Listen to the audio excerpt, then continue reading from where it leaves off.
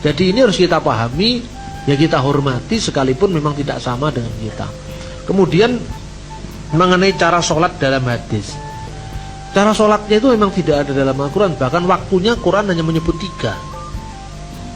Nah, ini sebetulnya agak mirip dengan gereja-gereja timur ya.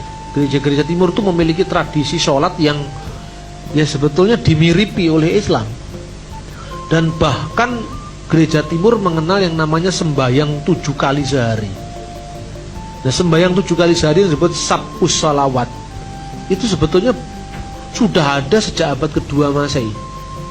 Jadi dokumen tertua mengenai sholat 7 waktu itu muncul dari dokumen gereja yang namanya Didaskalia Apostolorum. Didaskalia Apostolorum itu dulu abad kedua Masehi. Jadi dasarnya apa? Nah, ini yang menarik. Saya pernah diundang dalam sebuah dalam dialog di Paramadina. Lalu dialog itu ditindaklanjuti oleh forum dialog Kristen Islam di Hotel Sahid. Waktu itu yang datang Kiai Haji Nur Iskandar SQ. Nah, panitia meminta kepada saya untuk bagaimana makna sholat dalam gereja-gereja timur dan dalam Islam. Jadi Islamnya Kiai Iskandar SQ, Kristennya saya, dan moderatornya waktu itu Ulil Absar Abdallah, yang sekarang sangat populer sekali dengan jaringan Islam liberal itu. Nah, saya ya apa adanya saya uraikan. Memang sholat itu tidak ada dalam Alkitab, saya bilang, tapi direfleksikan berdasarkan ayat-ayat Alkitab gitu. Contohnya, seluruh 7 waktu sembahyang ini semua adalah waktu sengsara Yesus. Via Dolorosa, Tarikul Alam. Itu dalam bahasa Ibrani namanya Saharit, sembahyang bangun tidur. Dalam bahasa Arab di Mesir dinamakan sholat bakir. Itu di gereja ortodok Koptik. Tapi di gereja ortodok Syria disebut sholat subuh. Di Islam juga sholat subuh, sama. Itu untuk memperingati kebangkitan Yesus dari antara orang mati.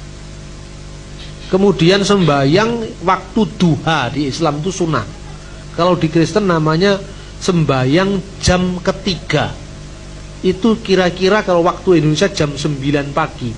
Itu didasarkan atas peristiwa turunnya Roh Kudus dalam Kisah Para Rasul pasal 2 ayat 15. Kemudian sembahyang tengah hari dalam kitab Mazmur dinamakan sholat ghurub.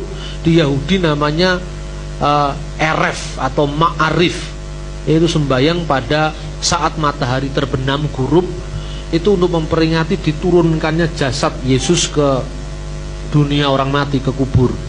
Kemudian sholat naum, kira-kira waktu malam sebelum tidur, itu untuk memperingati dibaringkannya tubuh Yesus di perut bumi, yang oleh orang Kristen purba direfleksikan kita mematikan kehendak tubuh seperti dikuburkannya jasad Yesus di perut bumi. Ketika itulah kita merefleksikan sehari tadi yang kita perbuat apa, kemudian kita mematikan kehendak tubuh untuk mengawali hari berikutnya.